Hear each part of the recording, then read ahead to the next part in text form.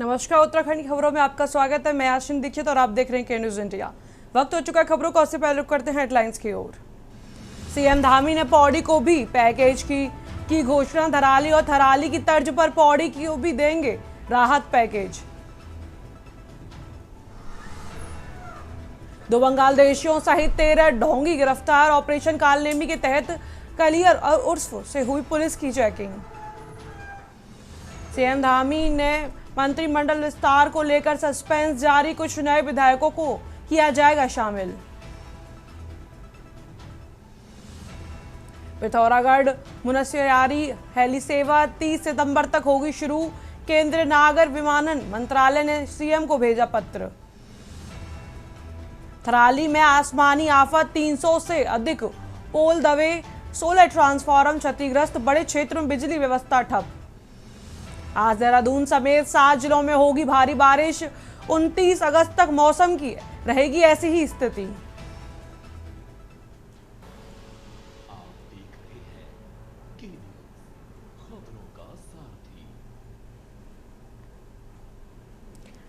खबर की ओर रुख करते हैं। खबर हरिद्वार से है, जहां जिलाधिकारी मयूर दीक्षित के निर्देश पर रानीपुर कोतवाली क्षेत्र में आधी रात आपूर्ति विभाग ने बड़ी कार्रवाई करते हुए अवैध गैस फैक्ट्री का भंडाफोड़ किया। छापेमारी में विभागीय टीम ने बड़ी संख्या में घरेलू और कॉमर्शियल एलपीजी गैस सिलेंडर बरामद किए। बताया गया कि यह फैक्ट्री में लंबे समय से यह काला कारोबार संचालित किया जा रहा है। गैस बहादुराबाद इंडस्ट्रियल एरिया स्थित इंडियन बोल्टिंग प्लांट के गैस क्यूब से चोरी कर निकाली जा रही थी। आधी रात हुई इस कार्रवाई से पूरे गैस माफिया नेटवर्क में हड़कंप मच गया और इस गोरख धंधे में कई बड़े नामों में शामिल होने की आशंका जताई जा रही है।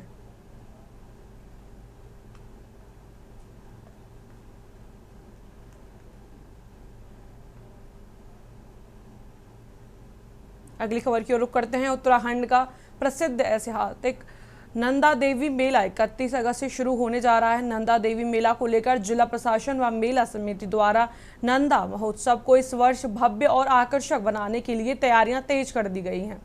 श्री राम सेवक सभा के महासचिव जगदीश बवाड़ी ने बताया कि 31 अगस्त से 5 अगस्त तक आयोजित होने वाले नंदा देवी महोत्सव में मां नंदा सुनंदा की मूर्तियों के निर्माण के लिए चौपाड़ा गांव से कदली वृक्ष लाया जाएगा। 31 अगस्त को विधिवत पूजा अर्चना के साथ ही माता की मूर्तियों को श्रद्धालुओं के दर्शन के लिए खोला जाएगा, जबकि 5 सितंबर को मां नंदा सुनंदा के डोलों को नगर भ्रमण के बाद ससुराल के लिए विदा किया जाएगा। नगर पालिका अधिशासी अधिकारी रोहितास शर्मा ने बताया कि पालिका नंदा देवी महोत्सव को भव्य रूप देने जा रहा है, जिसके लिए कैनोपी और जर्मन हैंगर से दुकान का निर्माण किया जाएगा, जिसके तहत 650 दुकानें बनाई जा रही हैं, जिनकी लागत 20 से 30 हजार प्रति दुकान है। वहीं नैनीताल जिलाधिकारी के निर्देशानुसार मेले को राष्ट्रीय स्तर पर पहचान दिलाने के लिए इसकी वीडियोग्राफी भी की जाएगी। इसके साथ अशोक पार्किंग में भी छोटे व्यापारियों को दुकान आवंटित की गई है।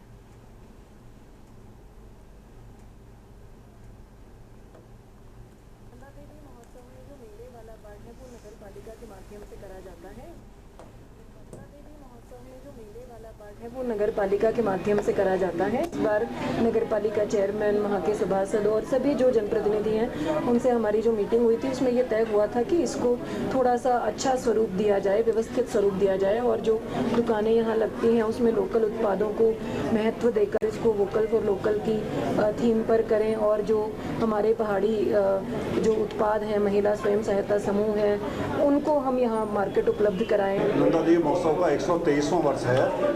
28 अगस्त को जो है भव्य रूप से यहाँ पर उद्घाटन होगा। उद्घाटन के पश्चात कदली का वृक्ष लेने हम लोग चोपड़ा गांव जाएंगे। 31 तारीख को जो है जब कदली का वृक्ष वापस आएगा तो पूरे नगर में इसका भ्रमण होगा। भ्रमण के बाद 31 तारीख को जो है 30 तारीख को मूर्ति निर्माण होगा और 31 तारीख को जो है ब्रह्म मुहूर्त में प्राण प्रतिष्ठा के बाद मां नंदा सुनंदा की जो है श्रद्धालुओं के लिए दर्शनों के लिए इसको खोल दिया जाएगा। श्री नंदा सुनंदा माता का ये भव्य आयोजन मेले के रूप में किया जाता है। और पूर्व में नगर पालिका के माध्यम से टीन की दुकानें लगाई जाती हैं, जिसका निर्माण लगभग 1000 रुपये के अंदर आता है। और इस तरह की करीब 600 दुकानें 650 दुकानें बनती हैं, उसमें कुछ एनजीओ को दी जाती है, बाकी का ये विक्रय की जाती है। अगली खबर की ओर रुख करते हैं। खबर उत्तरकाशी से है, जहां धराली आपदा के बाद बीती देर रात पहुंचे पूर्व मुख्यमंत्री हरीश रावत को आज गंगोत्री राष्ट्रीय राजमार्ग बंद होने से नलूड़ा से वापस लौटना पड़ा। वापसी करने से पहले यहां पीडब्ल्यूडी विश्राम गृह में पत्रकारों से बातचीत करते हुए दावा किया कि उन्होंने सरकार को प्रशासन को कई महत्वपूर्ण सुझाव दिए हैं, जिससे प्रभावित परिवारों को जल्दी से जल्दी राहत सुविधा उपलब्ध करा उनका जीवन पुनः सामान्य बनाया जा सके। पूर्व मुख्यमंत्री ने मलबे में दबे शवों को निकालने के लिए बड़ी और आधि मशीनों की एयरलिफ्ट कर प्रभावित क्षेत्रों में पहुंचाने पर जोर दिया। उन्होंने डीएम उत्तरकाशी से हार्शिल वैली के काश्तकारों की सेब फसल की निकासी कराने के प्रबंधन पर भी बल देते हुए कहा कि ऐसा न की जाने पर किसानों को आर्थिक क्षति का सामना करना पड़ेगा, जिससे पहले से परेशानियों का सामना करने वालों को अधिक दिक्कत से दो चार होना पड़ेगा। इसके अलावा सरकार से तत्काल ऋण माफ करने का ऐलान कर नए वैकल्पिक रोजगार शुरू करने के लिए ब्याज मुफ्त ऋण देने की वकालत की।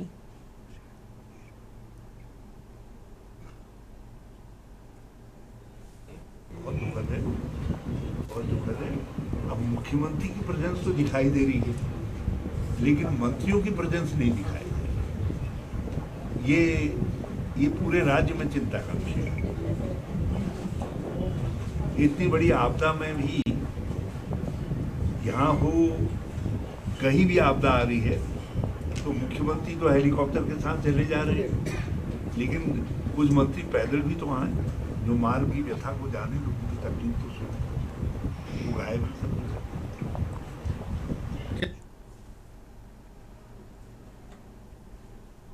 खबर की ओर रुख करते हैं। हरिद्वार की पौष कॉलोनी शिवालिक नगर में दिन दहाड़े सनसनीखेज वारदात हो गई। होटल कारोबारी की बेटी को सहले की नोक पर बंधक बनाकर 3 हथियारबंद बदमाशों ने घर में घुसकर बड़ी लूट को अंजाम दिया। बदमाशों ने हजारों की नकदी, जेवरात, लाइसेंसी रिवॉल्वर और कारोबारी की कार लेकर फरार हो गए। बदमाशों ने कार को हरिद्वार दिल्ली हाईवे पर छोड़कर फरार हो गए। वारदात के बाद क्षेत्र में दहशत का माहौल है। होटल कारोबारी कुलबीर चौधरी की बेटी घर पर अकेली थी, तभी बदमाशों ने हथियार दिखाकर जान से मारने की धमकी दी और घर में लूटपाट की। दिन दहाड़े सनसनीखेज वारदात से पुलिस महकमे में हड़कंप मच गया। एसएसपी परमेंद्र सिंह डोभाल ने कॉम्बिंग अभियान का आदेश दिया और पुलिस बदमाशों की धरपकड़ में जुट गई।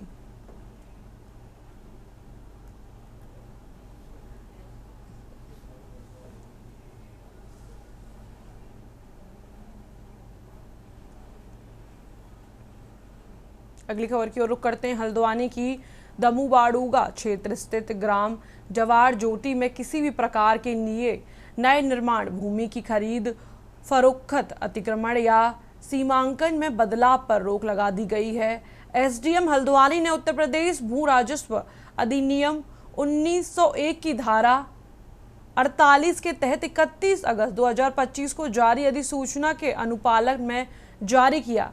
अब भूमि सर्वेक्षण और अभिलेखों के अद्यतन रिकॉर्ड ऑपरेशन की प्रक्रिया शुरू की जा रही है। इस दौरान अवैध निर्माण को और अतिक्रमण रोकने के लिए यह प्रतिबंधात्मक कदम उठाया गया। एसडीएम हल्द्वानी ने आदेश में स्पष्ट किया कि अगली सूचना तक दमबाड़ूगा क्षेत्र के किसी भी प्रकार का नया निर्माण, भूमि क्रय विक्रय या सीमांकन परिवर्तन पूरी तरह से प्रतिबंधित रहेगा। क्षेत्रीय राजस्व अधिकारी और लेखपाल नियमित रूप से निगरानी करेंगे। साथ ही स्थानीय पुलिस को आदेश के सख्त अनुपालन के निर्देश दिए गए।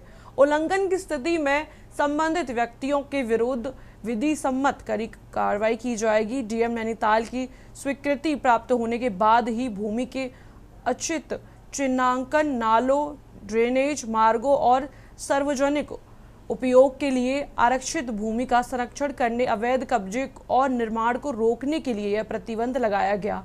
संबंधित राजस्व उप निरीक्षण एवं लेखपालों को नियमित रूप से क्षेत्र का निरीक्षण करने, अवैध निर्माण और अतिक्रमण की सूचना तत्काल उनके कार्यालय को देने के लिए निर्देश दिए गए।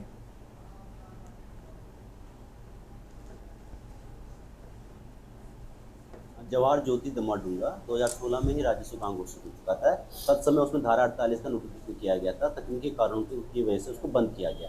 इस वर्ष माननीय मुख्यमंत्री जी के निर्देश के उपरांत 21 अगस्त को धारा 48 दोबारा इसमें नोटिफाई हो चुकी है, जिसके क्रम में रिकॉर्ड ऑपरेशन उसमें अब प्रारंभ कर दिया जाएगा।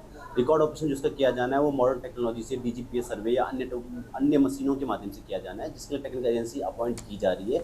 क्योंकि लगा नोटिफिकेशन होने के पश्चात ये संभावना बनी हुई थी कि जो राज्य सरकार की भूमि है, राज्य या सार्वजनिक उपयोगिता की भूमि है, इसके अलावा सड़क, नाली, नहर या नालों की भूमि है, उसमें भी अतिक्रमण होने की संभावना बनी है। इसके दृष्टिगत किसी भी प्रकार के नए निर्माण पे और किसी प्रकार का खरीद फरोख्त करना, क्योंकि वहाँ अभी भी पूर्णतः अवैध है, क्योंकि अभी रिकॉर्ड ऑफ राइट जो भूमि अधिकार वहाँ भी प्रदान नहीं किया गया। ऐसे में लैंड फ्रॉड होने की संभावना बनी हुई है।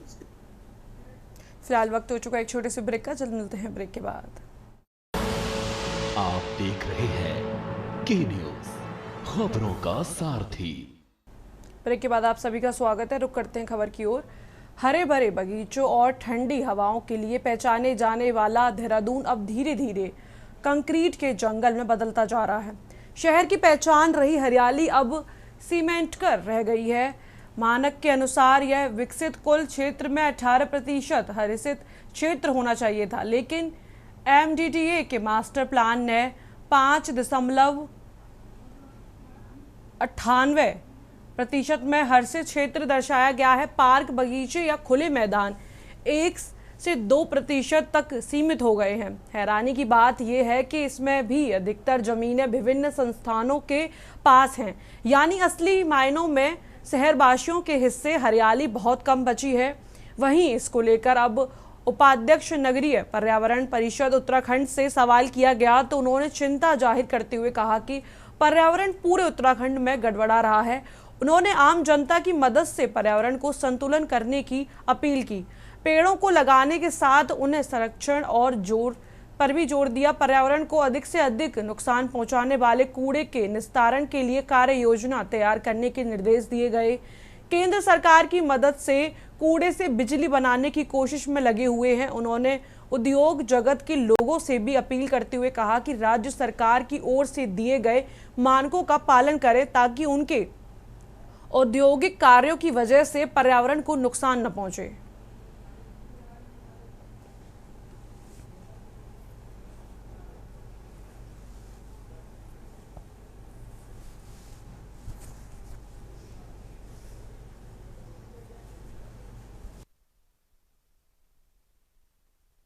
जी बिल्कुल, पर्यावरण जितने भी नगर हैं उसमें क्या पूरे उत्तराखंड में थोड़ा गड़बड़ा रहा है।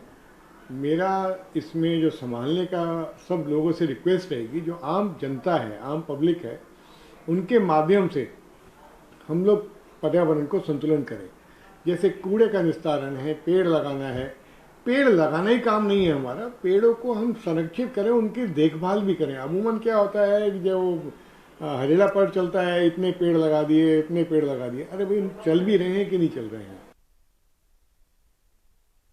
खबर गटीमा से है, जहां तहसील क्षेत्र में राजस्व ग्राम खेड़लिया के ग्रामीणों को शारदा सागर बांध पर अवैध कब्जा दिखाकर उत्तर प्रदेश सिंचाई विभाग ने मनमानी और अनुचित तरीके से नोटिस जारी कर शारदा सागर बांध की भूमि खाली करने की चेतावनी दी है। अन्यथा की स्थिति में बलपूर्वक कब्जा हटाने पर खर्च वसूली की भी चेतावनी दी गई है।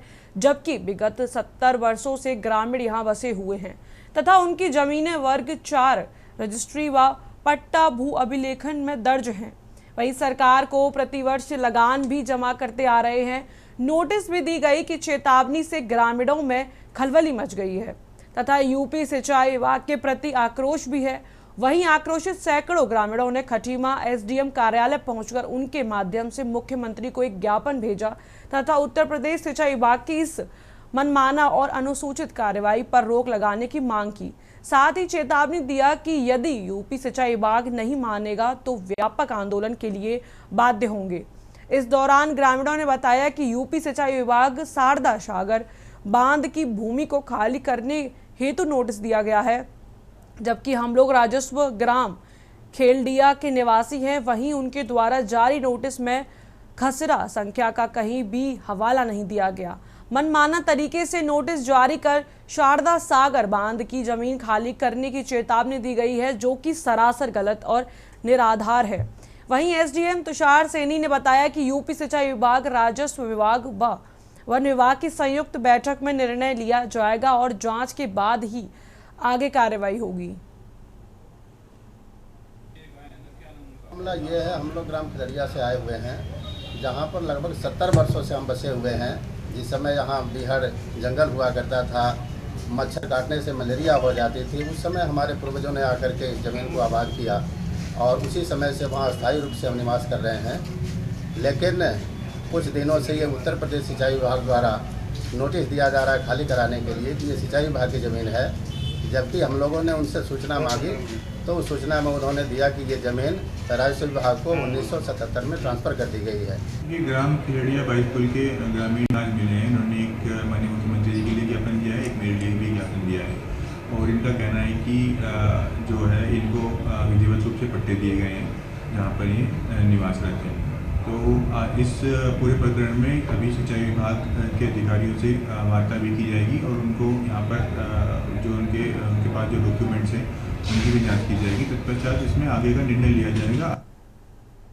खबर नैनीताल से है, जहां उत्तराखंड हाईकोर्ट ने नदियों से उप खनिजों के खनन व अवैध खनन को लेकर दायर अलग अलग जनहित याचिकाओं की एक साथ सुनवाई करते हुए राज्य सरकार से केंद्र सरकार की खनन नियमावली, हाईकोर्ट व सुप्रीम कोर्ट द्वारा पूर्व में दिए गए दिशा निर्देशों का कड़ाई से पालन करने को कहा।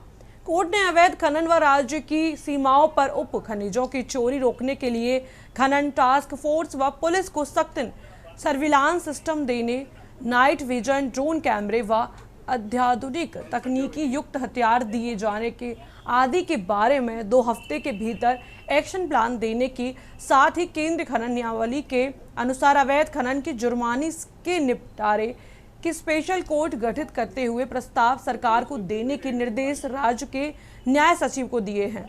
इस याचिकाओं की सुनवाई के दौरान प्रदेश के सचिव न्यायालय प्रशांत जोशी, खनन सचिव, प्रमुख वन संरक्षक सहित कई अन्य अधिकारी वीडियो कॉन्फ्रेंसिंग के जरिए कोर्ट में पेश हुए थे।